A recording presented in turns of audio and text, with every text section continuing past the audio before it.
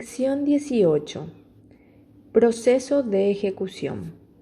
En esta lección vamos a estudiar qué es el juicio ejecutivo, en qué consiste este tipo de juicio.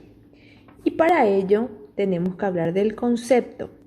Juicio ejecutivo, concepto, es el que se promueve fundado en un título que trae aparejada ejecución con el objeto de satisfacer el interés de un acreedor de suma de dinero líquida y exigible. ¿Qué significa esto? Que el juicio ejecutivo tiene varios caracteres y ellos son: es un proceso especial. ¿Por qué?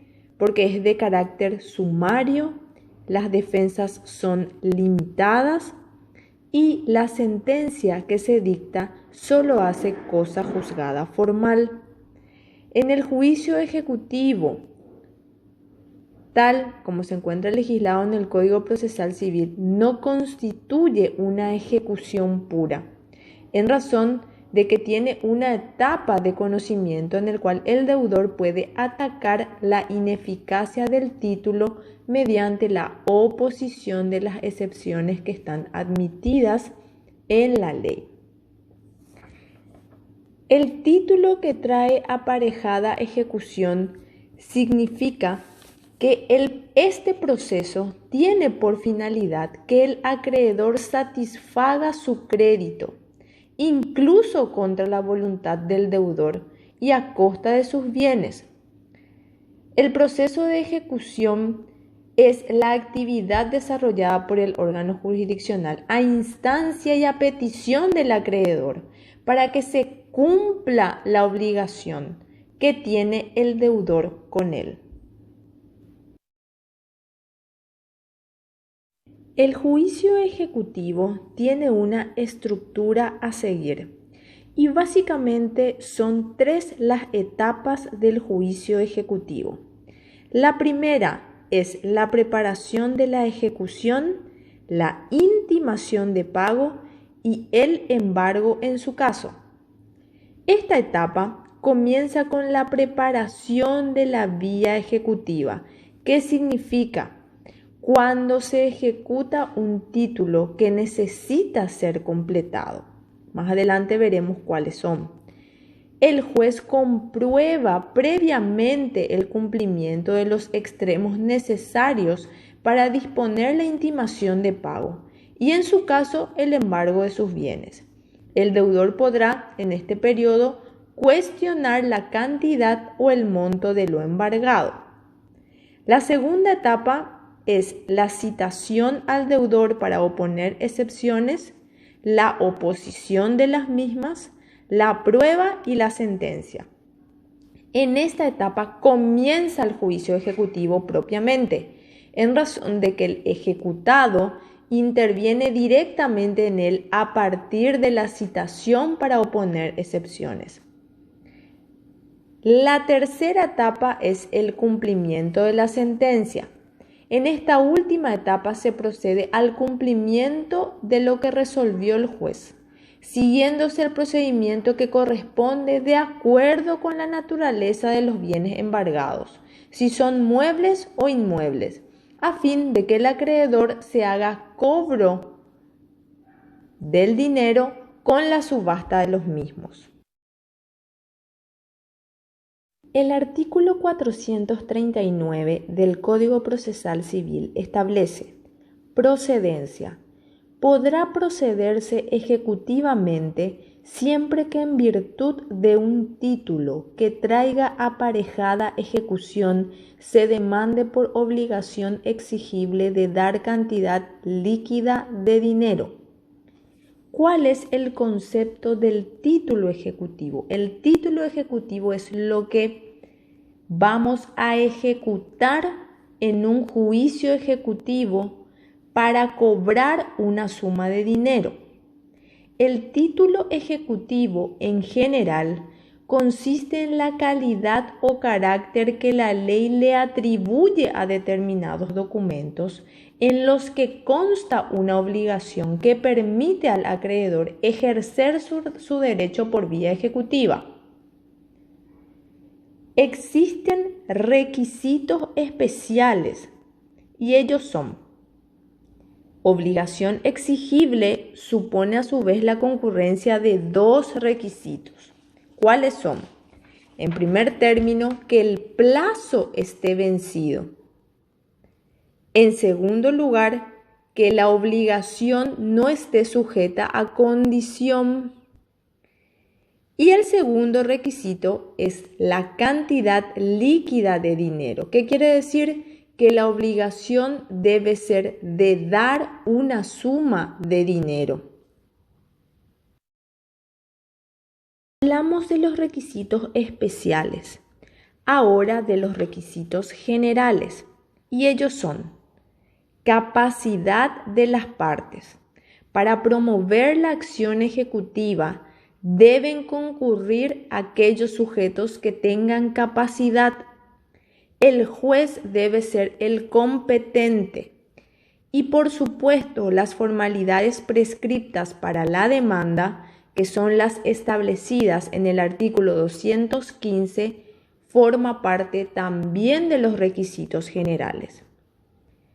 Aquí les voy a mencionar una observación. Dice: no es necesario relatar los hechos, en razón de que rige la prohibición de discutir la causa de la obligación.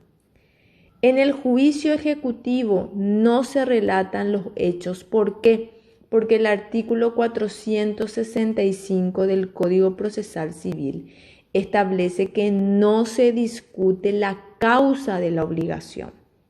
Es suficiente la referencia al título ejecutivo, debiendo acompañarse dicho título que vamos a ejecutar, el cual debe bastarse a sí mismo y estar integrado. Continuando con la lección 18, hablamos de la preparación de la acción ejecutiva. Debemos entender que constituye un presupuesto del juicio ejecutivo la existencia de un título ejecutivo que reúna los requisitos que por la ley son necesarios para tener fuerza ejecutiva. Frente a los títulos que denominamos completos, existen otros que requieren ser completados mediante el cumplimiento de formalidades previas, sin las cuales no adquieren el carácter de títulos ejecutivos. Y a este tipo de documentos se refiere la norma precisamente cuando hablamos de preparar la acción ejecutiva. ¿Qué significa? Que tenemos que completar previamente esos títulos para poder ejecutarlos. Títulos que requieren ser completados. El artículo 443 del Código Procesal Civil establece cuáles son los casos y dice: podrá prepararse la acción ejecutiva pidiendo previamente que sean reconocidos los documentos que por sí solos no traen aparejada ejecución. El inciso A se refiere a los documentos privados. Por ejemplo, al reconocimiento de la firma que se le atribuye al deudor. Cuando el deudor reconoce la firma de un documento privado, de acuerdo a las disposiciones del código, ese reconocimiento completa el título.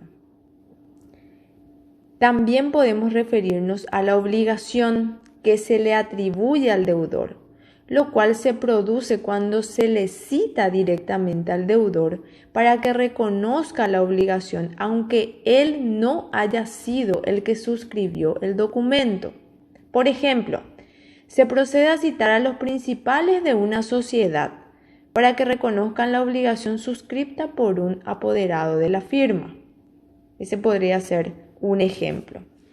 El inciso B del artículo 443 dice que en caso de cobro de alquileres o arrendamientos, el demandado manifieste previamente si es locatario o arrendatario y en caso afirmativo exhiba el último recibo.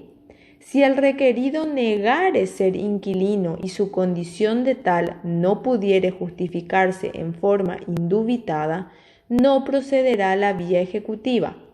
Pero si en el proceso de conocimiento ordinario se probare el carácter de tal, en la sentencia se le impondrá una multa a favor de la otra parte no inferior al 30% del monto de la deuda.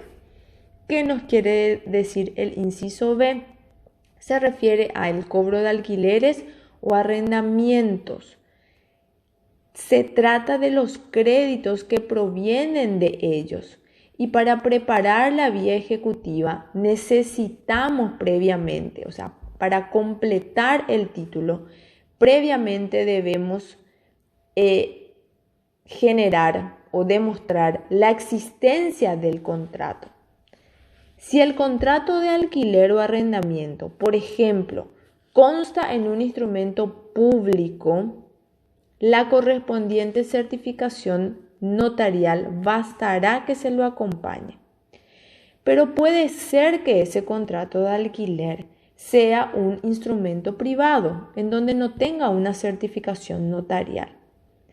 Si consta en un instrumento privado el contrato de alquiler sin certificación notarial, se debe proceder a solicitar su reconocimiento en la forma prevista en el artículo. La citación se hará con el doble propósito de que manifieste su carácter de locatario o arrendatario y exhiba el último recibo. También es necesario acreditar el monto adeudado. Por eso se pide que el locatario o arrendatario exhiba el último recibo, con lo que se tendrá el importe del alquiler y la fecha del último pago. Dice el inciso C, que el juez señale el plazo dentro del cual debe hacerse el pago, si el acto constitutivo de la obligación no lo designare. El juez dará traslado y resolverá sin más trámites, atendiendo a las circunstancias del caso. ¿Qué nos quiere decir el inciso C? Se refiere a aquellos contratos que no tienen obligación en cierto plazo.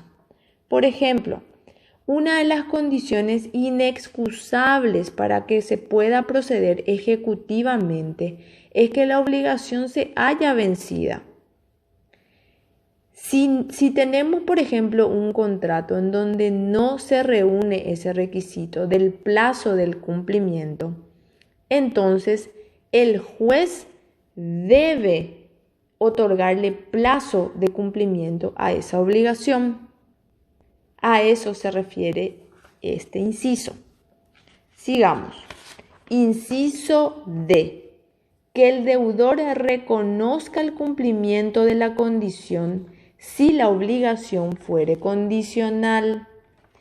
¿Qué nos quiere decir el inciso D?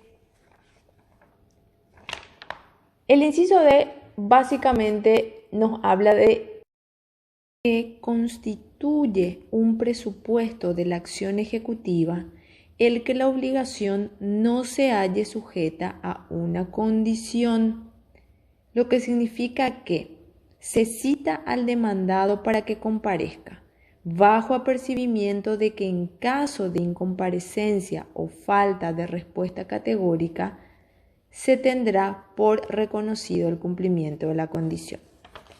El siguiente inciso establece que el presunto deudor reconozca haberse cumplido las obligaciones pactadas en su favor cuando el título consistiere en un contrato bilateral. ¿Por qué? Porque un contrato, cuando es bilateral, engendra obligaciones recíprocas. Por ejemplo, un contrato de compra-venta. En esta clase de contrato, una de las partes puede exigir el cumplimiento de las obligaciones contraídas por la otra, si ella justifica haber cumplido la suya u ofreciere cumplirla. Si el citado niega Si el demandado niega que el actor ha cumplido las obligaciones a su cargo, no procederá a la vía ejecutiva. El artículo 444 del Código Procesal Civil nos habla de la forma de la citación. El deudor será citado para el acto del reconocimiento del documento o para la confesión de los hechos preparatorios de la vía ejecutiva bajo apercibimiento de tenerlo por confeso. Si no compareciere ni excusare su incomparecencia con justa causa, o si, compareciendo, se negare a declarar o no contestare categóricamente, se hará efectivo el apercibimiento sin perjuicio de las excepciones que pudieren oponerse en su oportunidad. En el caso del inciso A del artículo anterior, si la demanda se dirige contra los herederos, estos podrán limitarse a declarar que ignoran la firma, y tratándose del inciso B, que no tienen conocimiento de los hechos, a menos que se trate de fincas ocupadas por ellos mismos. El artículo 444 establece que la notificación al demandado debe ser por cédula en el domicilio real, cumpliéndose con todas las exigencias previstas para el traslado de la demanda, acompañándose copias de la presentación y de los documentos. También el artículo 444 habilita la notificación por edictos, que si bien se encuentra legislada en el artículo 140 del Código Procesal Civil, es admisible en el supuesto de desconocerse el domicilio real del accionado o demandado. También nos hablan de la notificación por oficio o exhorto. Si el demandado se haya domiciliado fuera de la jurisdicción del juzgado, pero dentro de la República del Paraguay, será notificado por oficio. En cambio, será notificado por exhorto si es que tiene domicilio fuera de la República del Paraguay. La citación al demandado deberá efectuarse bajo apercibimiento de que en caso de incomparecencia injustificada se tendrá por reconocida la firma o la obligación. La comparecencia es un acto personal del demandado, debiendo concurrir personalmente al juzgado. La citación al demandado puede hacerse de dos modos. En la cédula de notificación se puede fijar un plazo de 3 días para que el demandado concurra dentro de él a reconocer o negar la firma o la obligación que se le atribuye, o a confesar o negar los hechos en su caso. También en la cédula de notificación se puede señalar una audiencia para que en el día y la hora que se encuentran establecidos comparezca el demandado con el mismo objeto. El artículo 446 nos habla del desconocimiento de la firma. Si la firma fuere negada por el demandado, el juez, a pedido de parte, previo dictamen de 1 o 3 peritos designados de oficio, según el monto del juicio, declarará si la firma es auténtica.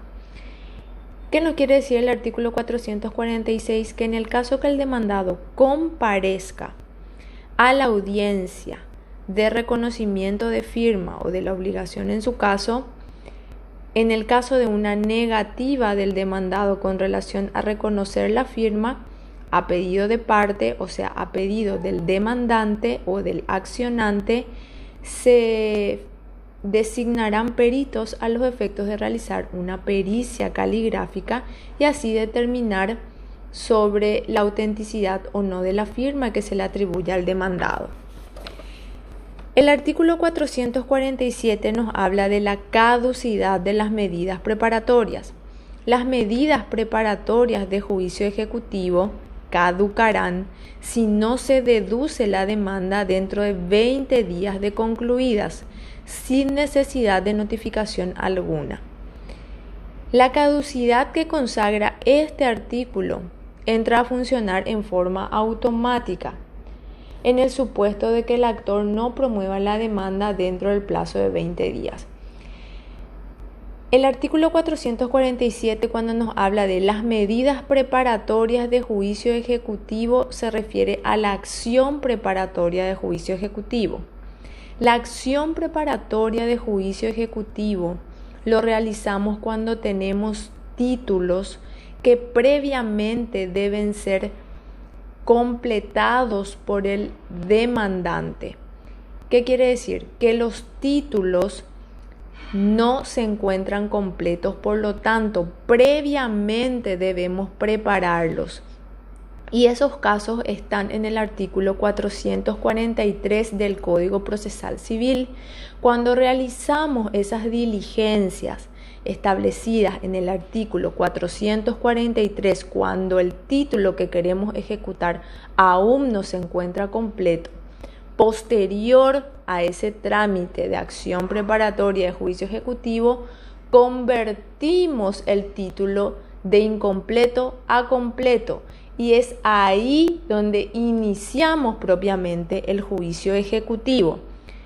Y para ello tenemos un plazo de 20 días posteriores al auto interlocutorio por el cual se establezca de que el título que vamos a ejecutar se encuentra completo. Por ejemplo, si queremos que se reconozca una firma, si tenemos un pagaré sin certificación de firmas o un contrato de alquiler sin certificación de firmas, ese título se encuentra incompleto. ¿Cómo lo completamos? A través del reconocimiento de firma del demandado mediante la acción preparatoria del juicio ejecutivo.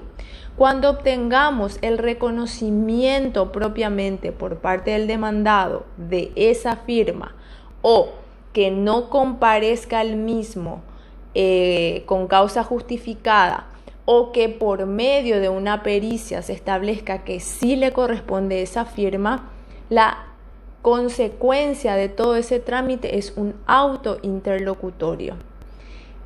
Y posterior a ese auto interlocutorio que convierte el título de incompleto a completo, se computan los 20 días para iniciar el juicio ejecutivo.